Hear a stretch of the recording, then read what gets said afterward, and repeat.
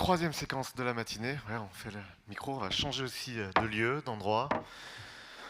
Un temps de table ronde, mise en perspective, regarder tout ce qui vient de nous être décrit, puis plus depuis le prisme de l'os, mais peut-être avec une façon de dézoomer sur cette expérience. Et je vais inviter à me rejoindre sur scène les deux intervenants de cette table ronde, en la personne d'Hilaria Casillo et de Patrick Vivray.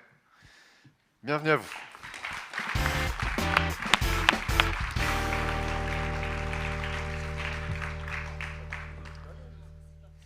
Comme bon vous semble.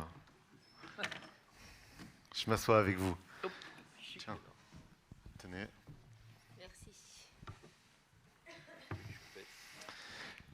Hilaria Casillo, enchantée. Vous êtes vice-présidente du CNDP.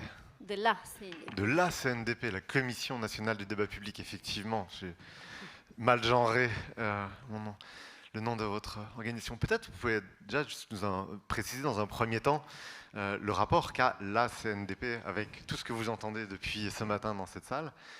Et plus globalement, qu'est-ce que vous avez envie de partager comme réaction de ce que vous avez entendu partager ici? Oui, alors merci. Bonjour à toutes et tous. Merci de l'invitation. Je découvre une réalité dont on avait un peu entendu parler, mais quand on l'entend comme ça, de manière si détaillée, passionnée, ça fait quand même un sacré effet. Je suis très admirative de ce que j'ai, d'expérience dont j'ai entendu. Je vais donc avoir une réaction à partir de corner where I stand, c'est-à-dire de là où je suis en tant qu'institution, c'est-à-dire la Commission nationale du débat public, cette autorité administrative indépendante qui existe depuis plus de 25 ans en France et qui s'occupe de choses très simples. Dont d'ailleurs, un des directeurs ici dans la salle, Mathieu Devaz, qui a été directeur de la CNDP, que je salue, et s'occupe d'une chose qui est très simple à la fois, mais aussi très complexe, c'est-à-dire de garantir le droit à chaque personne d'être informée et de pouvoir participer. En France, vous l'avez dit, Jean-François, tout à l'heure, que la participation, c'est aussi vous avez eu l'entrée par l'intérêt par rapport au fait de mobiliser les habitants. Eh bien, il y a aussi une entrée qui est celle du droit, parce qu'en France, participer est un droit qui vient de la Convention d'Aarhus, qui est codifié dans le Code de l'environnement.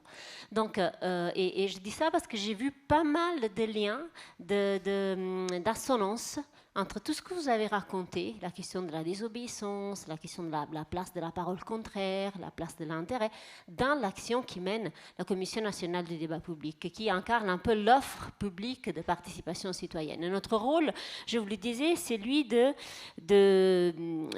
permettre à chaque personne d'être informée à chaque fois qu'il y a un grand projet qui a un impact sur l'environnement et de pouvoir s'exprimer. Je parle de projets comme le nouveau père de réacteur à Penly, je parle d'un parc d'enfouissement, d'un projet d'enfouissement de déchets radiactifs, de parcs éoliens offshore, de parcs photovoltaïques, de lignes à grande vitesse, d'équipements culturels. C'est des gros projets qui ont un impact non seulement sur le cadre de vie, sur l'environnement, mais aussi des fois dans la chair même des individus, de leur cadre de vie. Donc nous, à la CNDP, qu'est-ce qu'on fait? On fait certes une procédure administrative, mais en même temps un exercice démocratique. Nous manions la parole des citoyennes et des citoyens. C'est ça qu'on fait à la Commission nationale du débat public. Et donc, voilà pourquoi tout ce que vous avez raconté me parle et nous parle. Parce que tout d'abord, nous, dans nos débats et concertations, nous permettons de débattre de l'opportunité d'un projet. Pas seulement comment vous voulez que le projet soit fait, mais est-ce que vous voulez que le projet soit fait? À quel besoin ce projet, cette politique publique d'ailleurs, doit répondre? Et c'est un peu la question de la désobéissance, de l'innovation. C'est-à-dire que le fait de permettre au public de parler de l'alternative, in fine, c'est reconnaître le fait qu'il peut avoir, et il doit y avoir une critique sociale. Il doit y avoir une parole contraire, parce que cette parole contraire, des fois, est celle qui nous amène à accueillir le temps long, l'intérêt des générations qui ne sont pas encore là. Et donc, en cela, j'ai retrouvé un lien. Je voudrais en quoi, d'ailleurs, j'ai l'impression que vous faites une sorte de débat. Vous avez fait une sorte de débat public, au sens du code, en continu. Pas cumulatif, mais évolutif. Donc, c'était hyper intéressant de vous entendre. Et puis, nous sommes aussi des tiers garants. Vous avez parlé du cadre de la confiance, du fait de la transparence. La transparence, c'est un des 6 principes de la CNDP, qui est une autorité indépendante, neutre. Nous ne prononçons jamais sur le bien fondé des projets. Je vais un peu vite parce que je sais que le temps est compté. Et nous avons un principe d'égalité de traitement, de transparence, d'inclusion et d'argumentation. On pourrait parler des heures de ces principes-là parce que leur mise en pratique n'est pas si facile que ça, mais en tout cas, nous incarnons un peu ce tiers garant. Et quand on fait de la participation, la question du cadre de la confiance, dans quelles conditions les personnes acceptent, plutôt que d'aller au cinéma, d'être avec leur conjoint, de venir vous dédier 2 heures, 3 heures, 3 jours, 1 semaine, 2 mois de leur temps.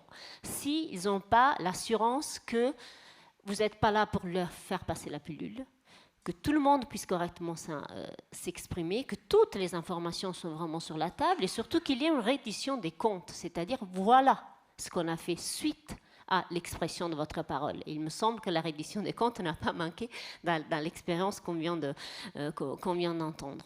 Ça, pour nous aussi, c'est très important. Et puis, une autre chose qu'on fait, nous, qui est en résonance avec une partie de votre récit, c'est le fait que, vous savez, souvent, quand on fait de la participation citoyenne, on pense que faire participer les personnes, ça sert à résoudre les conflits ou à les prévenir. Ça, c'est un peu un lieu commun de la participation. En fait, nous ne faisons pas de problem solving, nous faisons, désolé d'utiliser l'anglais, mais des fois c'est très parlant, de problem setting, c'est-à-dire nous intelligeons ensemble les problèmes, nous les reposons, nous les reconfigurons, ça va même au-delà du diagnostic partagé. Donc quand vous parlez d'identité, de dire mais d'abord, dans quelle vision du territoire on s'identifie? Eh bien, c'est ce qu'on fait dans les débats publics. Parce que quand vous allez faire un débat sur une mine d'or en Guyane, comme on l'a fait, et un maître d'ouvrage vous dit non, non, non, mais alors parlons de juste des caractéristiques de la chanorisation de la mine. Non, non, non, non. Et les participants vous disent la base économique de la Guyane, qui a dit qu'il doit être l'exploitation de l'or? C'est-à-dire, ils montent en généralité, ils ont une vision de leur territoire et donc, de par là, d'eux-mêmes. Parce que c'est là où ils vivent. Donc, ce qu'on fait quand on fait du setting ensemble, quand on dit non, non, on s'arrête, on repose le problème. La participation doit servir à ça, à poser des problèmes au sens de Dewey, de public du terme, donc à les repenser collectivement. Donc, en cela, votre démarche aussi nous a parlé parce que c'est à quoi nous nous attachons dans nos débats publics. Et puis, in fine, aussi, nous essayons de démontrer aux décideurs qui est censé prendre en compte toutes les procédures de débat et de concertation qu'il n'y aura aucune transition écologique sans transition démocratique. Quand vous faites un débat public sur un réacteur nucléaire, sur l'enfouissement des déchets radioactifs, l'enjeu, ce n'est pas de faire comprendre comment ça marche. C'est important, le rôle de l'expertise, de l'ingénieur. Il faut passer de comment ça marche à qu'est-ce que ça change. Comment ça marche, c'est technique, qu'est-ce que ça change, c'est politique. Qu'est-ce que ça change pour moi, pour ma vie, pour mes poches, pour mes proches, pour mon environnement, pour ma santé. C'est ça que nous devons faire lors d'un débat, faire un dévoilement. Et j'ai l'impression que c'est ce que vous avez fait. Vous avez dit le comment ça marche est important parce que ça sert à mieux travailler avec les ingénieurs. Mais vous, la population, vous savez qu'est-ce que ça change? Et pour savoir qu'est-ce que ça change, on a besoin aussi de savoir quel est votre point de vue. C'est pour ça qu'il est fondamental de rattacher la question démocratique à la question des transitions, alors qu'en France, nous avons plusieurs plateformes de décarbonation qui vont voir le jour avec une énorme quantité de projets de production d'hydrogène, de batteries, de parcs photovoltaïques, toute la fameuse réindustrialisation. Mais quel sens doit prendre cette réindustrialisation en France? Faut-il ou pas se relancer dans un nouveau programme nucléaire? Si oui, à quelles conditions? Voilà un peu les questions qui nous animent et derrière lesquelles ça serait une erreur de dire c'est juste une procédure, le débat, ou c'est juste des questions techniques de transition. Ce sont avant tout des questions démocratique. Donc en cela, et je suis allée un peu rapidement, un peu vite sur tout ce que j'ai entendu, mais j'ai voulu juste mettre en exergue les éléments qui parlent par rapport à l'activité de cette instance qui est la Commission nationale de débat public et que je vous invite à aller découvrir d'ailleurs sur le site internet. J'ai eu l'impression que vous avez fait, comme je le disais, une sorte de débat public en continu, mais qui aussi était pointillé à un moment donné de moments de négociation, de coopération, qui avait des résultats, recommencer, redémarrer sur autre chose. Ce processus continue, se fait d'accueillir la parole contraire, se fait à reconnaître plusieurs acteurs, la capacité, la légitimité de tout le monde à pouvoir s'exprimer, avoir une place, à pouvoir apporter, on va dire, sa pierre. Tout ça, on le retrouve, en tout cas, c'est à quoi on s'attache aussi à la Commission nationale du débat public, qui a tendance aussi à aller beaucoup sur le terrain quand elle fait des débats, à essayer de dialoguer surtout avec celles et ceux sur lesquels l'impact des décisions va être le plus fort en fait. Donc les publics les plus éloignés, les plus exclus, les plus marginalisés, ceux qui sont loin de la décision, loin de la vie de la cité. Et donc c'est aussi un levier important, encore une fois, une dimension très démocratique aussi de la participation citoyenne. Donc j'ai été ravie d'entendre, de vous entendre et d'entendre cette histoire d'un débat public matériel et pas formel, on va dire. Merci beaucoup, merci vraiment.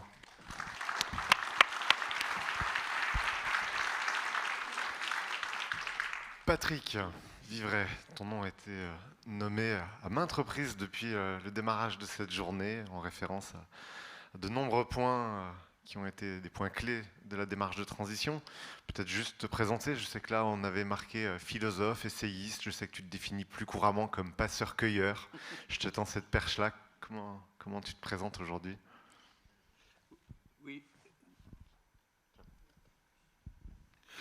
Oui, je préfère effectivement dire passeur-cueilleur parce que dans mon itinéraire, c'est vrai sur le plan professionnel comme sur le plan citoyen, j'ai eu l'occasion de me trouver souvent à la jonction d'univers qui étaient très différents, soit qui étaient en conflit, soit qui se parlaient même pas. Et justement, ça m'intéressait d'établir des passerelles entre ces univers quand j'ai eu l'occasion de faire des missions interministérielles sur l'évaluation des politiques publiques ou sur une nouvelle approche de la richesse. C'était l'interaction entre le monde de l'institution et puis ça n'avait d'intérêt, ces missions, que s'il y avait une appropriation, un débat public et citoyen. Donc c'était tout le rapport avec la société civile. Quand j'ai été à un moment donné à la Cour des comptes et que je m'intéressais à des questions a priori particulièrement peu romantiques telles que la comptabilité, c'était comment réintroduire l'enjeu de la comptabilité comme un enjeu démocratique et parler aussi bien aux entreprises, aux citoyens, aux institutions, mais aussi par exemple à des traditions spirituelles. Parce qu'au passage, j'ai découvert que l'origine de la comptabilité, c'était ce qu'on appelait à l'époque de la chrétienté la comptabilité du salut. Et que c'est pour ça qu'il y avait des bénéfices et des pertes au sens des activités bénéfiques qui vous mettaient sur la voie du salut et des pertes qui vous mettaient sur la voie de la damnation. Et que le premier péché mortel de l'époque, le plus grave, c'était par exemple le prêt à intérêt. Parce que c'était le blasphème suprême, prétendre que l'argent était créateur dans le temps. Seul Dieu est créateur dans le temps. Donc un usurier, par exemple, s'il voulait éviter la damnation, il devait rendre toute la part de son argent qui était liée au prêt à intérêt. Je donne cet exemple parmi d'autres, mais vous voyez, quand on fait ces passerelles comme ça, du coup, il faut commencer par être dans la cueillette. Donc c'est en écho aussi à ce que disait souvent Jean-François. Il faut d'abord se mettre en situation d'écoute, d'attention à l'égard des univers différents, des personnes différentes, et après on peut établir des passerelles. Très bien, merci. J'ai envie de poser une question à tous les deux, et peut-être commencer par toi, Patrick. Jean-François a affirmé ce matin la dimension systémique de la transition menée sur le territoire de l'Oss depuis 25 ans. À quoi on peut juger qu'une transition est systémique? Et est-ce que, selon toi, selon ce qui a été présenté ce matin, on a vraiment face à un caractère systémique, encore une fois, de cette transition? Oui, moi je crois que c'est très important. Alors, personnellement, j'habite Nanterre. Nanterre, vous en avez entendu parler à plusieurs reprises ces derniers jours avec la mort de ce jeune homme et puis du coup les violences que ça a déclenchées.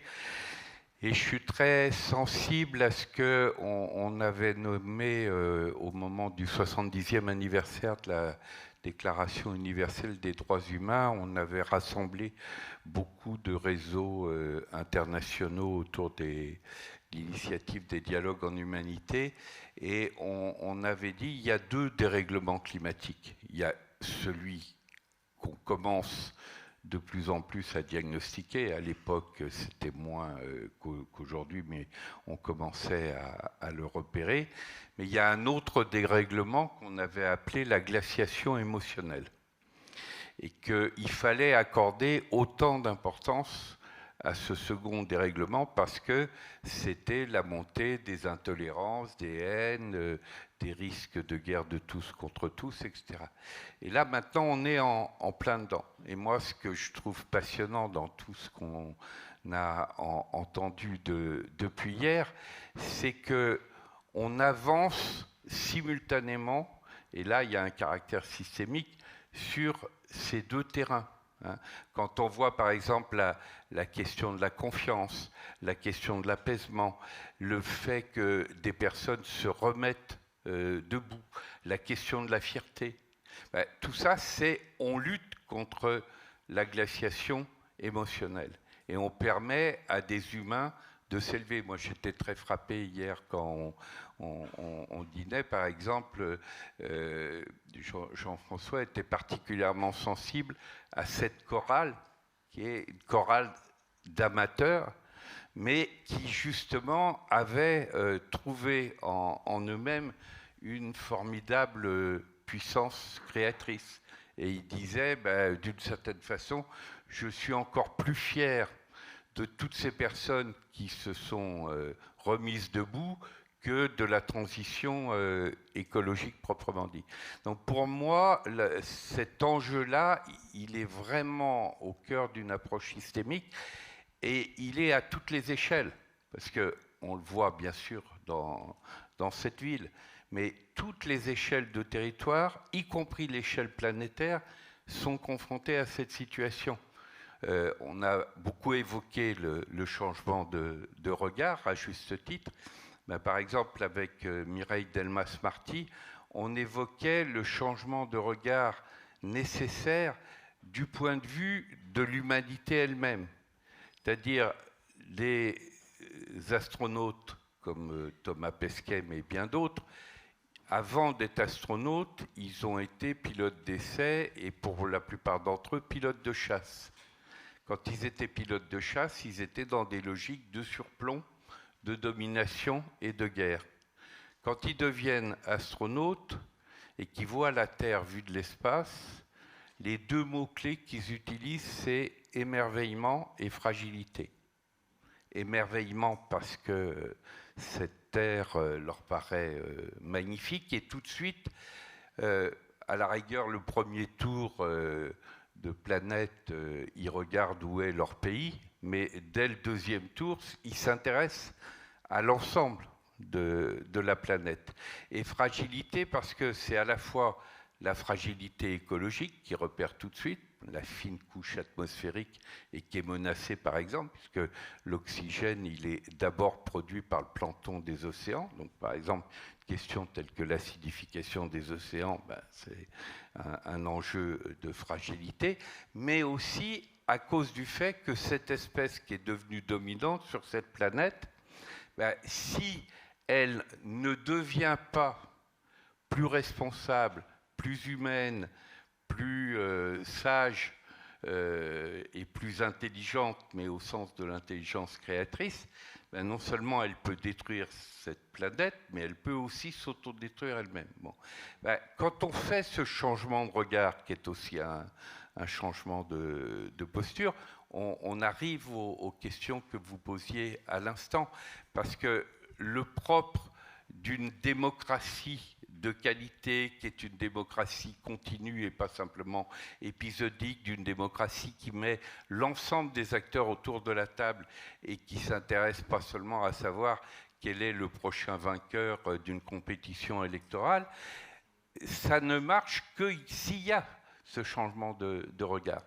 Et par exemple, l'une des clés qu'on s'entend bien dans toutes les interventions, c'est que la nature du pouvoir dont on parle change. Ça n'est plus un pouvoir de conquête et de domination, c'est un pouvoir de création qui est démultiplié par la coopération. Et du coup, l'ensemble des acteurs retrouvent de la puissance créatrice, retrouvent alors là, pour le coup, de la valeur, mais en redonnant au mot valeur son sens premier, qui est de la force de vie. Et à ce moment-là, on peut dire oui, un territoire comme celui-là, c'est un territoire de création de valeur, mais l'humanité dans son ensemble est aujourd'hui sur une formidable bifurcation entre des risques de régression qui sont énormes, c'est la glaciation émotionnelle, c'est la guerre de tous contre tous, c'est les phénomènes de panique, de dépression, d'éco-anxiété, etc. Ou l'autre possibilité qui est d'aller vers justement une humanité qui deviendrait pour de bons sapiens sapiens. C'est Edgar Morin qui dit souvent, on dit que nous sommes des sapiens sapiens, manque de peau, on est plutôt des sapiens déminces. Parce qu'il n'y a qu'à voir la part de démesure, de démence, c'est le premier des PFH, le putain de facteur humain. Mais à défaut d'être une origine, ça doit être un projet, parce que les défis sont tellement colossaux qu'on ne peut réussir à les affronter qu'en mobilisant le premier sapiens, qui est le sapiens de l'intelligence. Mais à ce moment-là, c'est évidemment de l'intelligence créatrice et coopérative, parce que si c'est de l'intelligence destructrice, ben avec ça, on fabrique de la guerre. Et le deuxième sapiens, qui est le sapiens de la sagesse, c'est toujours intéressant l'histoire des mots. C'est que sapiens, ça vient de sapere en latin. Et sapere, c'est savourer. Donc ce n'est pas du tout une sagesse triste, ascétique, etc. C'est une sagesse de la saveur, une sagesse du buen vivir. Et donc, si on associe cette intelligence créatrice, coopérative, à cette sagesse comme art de vivre, eh bien, on a de la puissance créatrice, on a du désir qui crée de la jubilation, et ça, c'est vrai de Los Angeles, mais c'est un enjeu planétaire, c'est un enjeu pour l'Europe, qui ne peut continuer à avoir un rôle dans l'histoire que si elle fait son deuil de sa logique impériale ou coloniale. C'est un enjeu formidable pour la France, qui porte en elle cette contradiction entre le deuil de sa période néocoloniale, de sa période impériale, etc., et qui par contre porte cette puissance créatrice, dont par exemple la Déclaration des droits humains est une des manifestations. Et donc ça, je trouve, c'est une aventure collective passionnante qui est ici, mais qui se joue à toutes les échelles de territoire. Merci. Je vous laisse réagir, rebondir si vous voulez.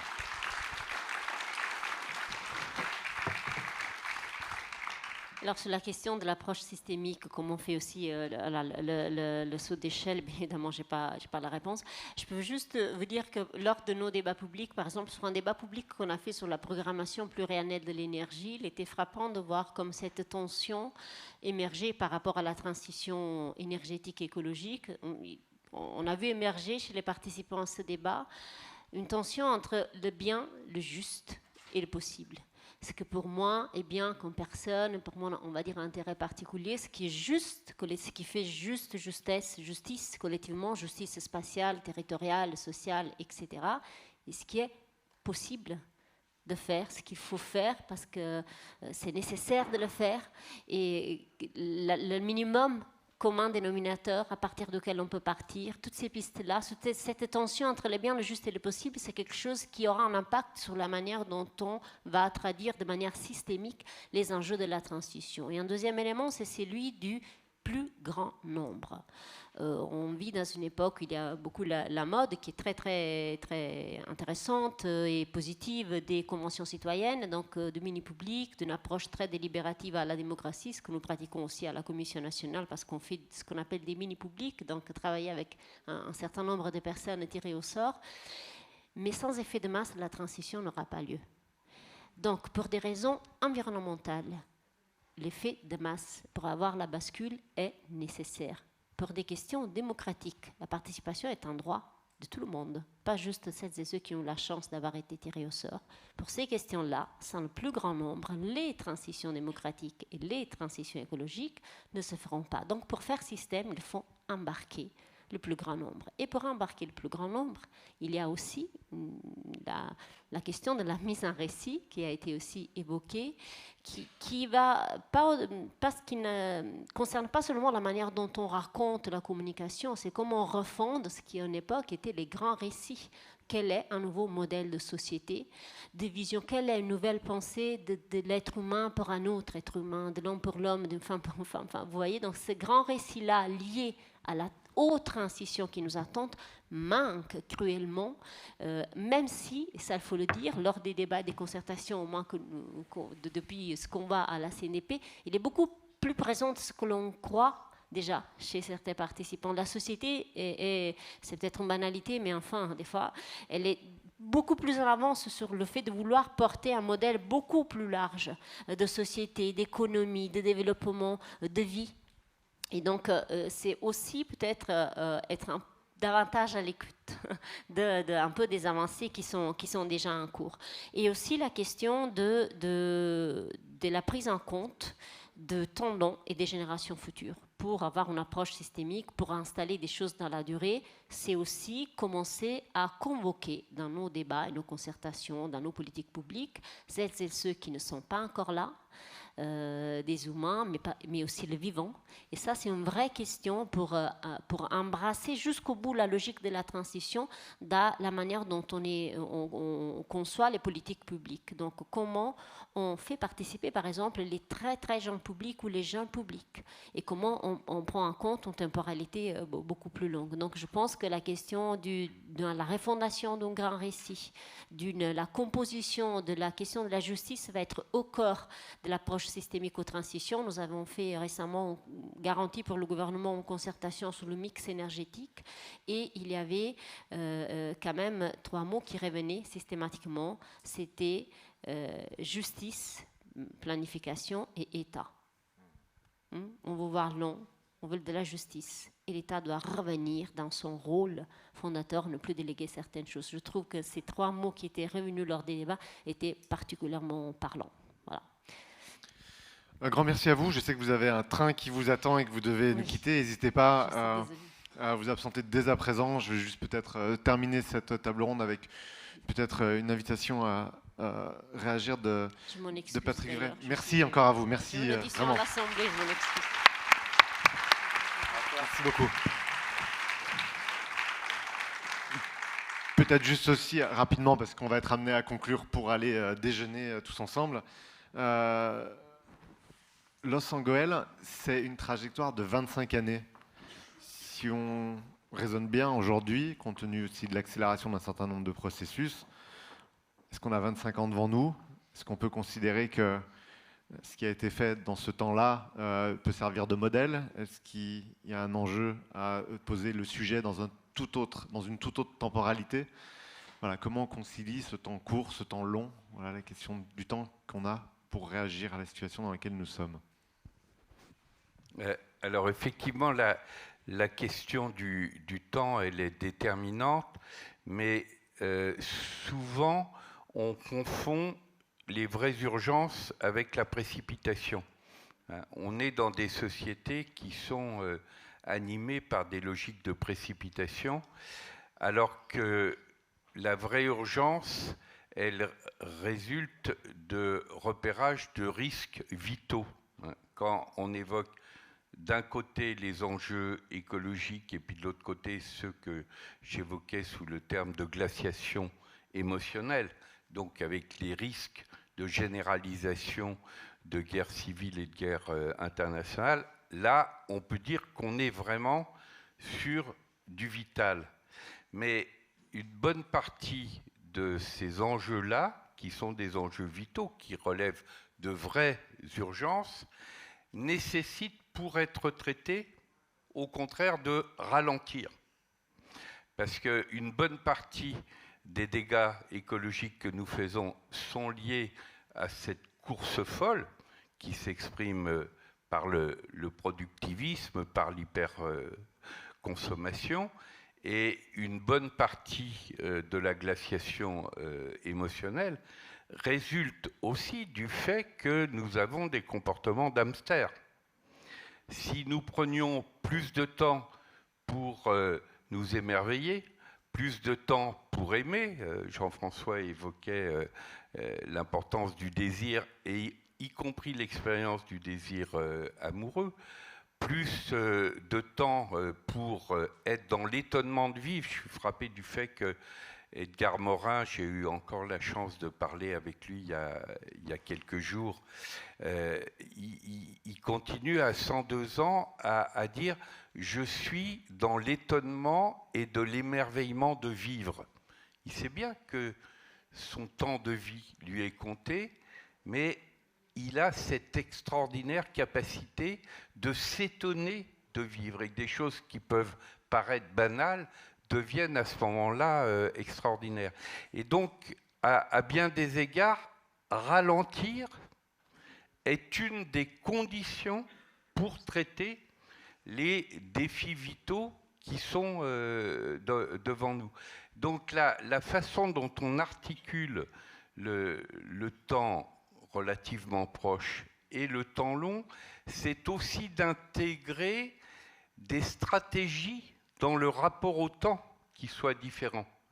Moi, je dis par exemple que la question du bien vivre, la question du bonheur, il faut l'entendre au sens de vivre à la bonne heure. Vivre à la bonne heure, c'est un art de la pleine présence. Et la pleine présence, elle est fondamentale sur le plan écologique et social, mais elle est fondamentale aussi dans l'art d'aimer. Elle est fondamentale dans l'art de la beauté, c'est-à-dire sortir des rapports de domination, de prédation, d'accélération, pour être au contraire dans des rapports où le voyage d'humanité, le bref voyage que nous faisons dans l'univers de façon consciente, qu'on peut appeler le voyage en humanité, celui-là, il suppose une capacité de se mettre en pleine présence de la situation qu'on est en train de vivre. Donc ça, c'est un autre rapport au temps, et au passage d'ailleurs, ça veut dire que le rôle de responsable public, la question qu'on a, Jean-François évoquait, des types de leadership de service par exemple, c'est de se mettre au service de personnes pour les aider et à retrouver leur propre puissance créatrice. Donc je ne bâtis pas mon pouvoir sur la dépression des autres, mais au contraire sur la libération de leur puissance créatrice, mais je les aide aussi à vivre intensément leur vie humaine. La plupart de nos vies sont des vies où on n'est pas au centre de l'essentiel, de ce qui compte vraiment, de ce qui fait que notre vie a de la valeur comme force de vie. Eh bien, des responsables publics, c'est ce qu'a fait Mandela avec son peuple, c'est ce que des personnes comme Jacinda Ardern, qui a été première ministre en Nouvelle-Zélande, a fait, etc., elles permettent à leur propre peuple de s'élever en qualité d'humanité. Et ça passe aussi justement par de la pleine présence. Voilà.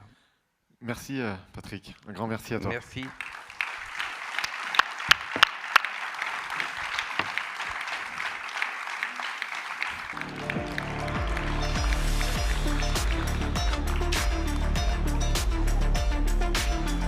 On reprend à 14h.